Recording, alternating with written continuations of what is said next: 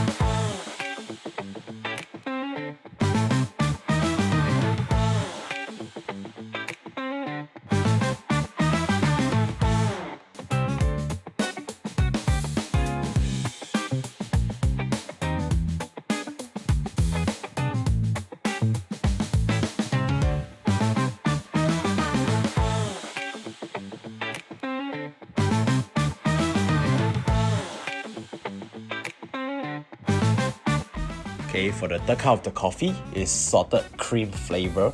Basically, is to use heavy cream as a base, then we will use a beater to mix it well, and we will change the texture of the cream to make it very creamy and thick. So lastly, we'll end with a little pinch of salt to bring out the flavor. This coffee is the perfect option as a third taste versus the other common taste of the coffee that we normally had, like bitter or sugary tasty, so we don't get bored of it.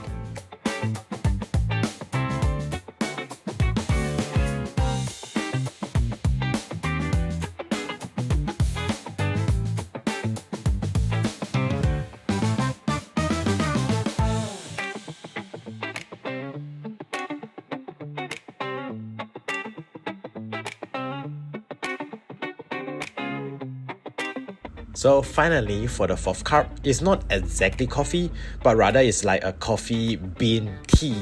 Using dried outer layer of the beans right as a base, we will soak it in hot water to bring out the caffeine hidden inside. It's a nice option to have beside normal tea bags. This is a uniquely Vietnam exclusive coffee tea.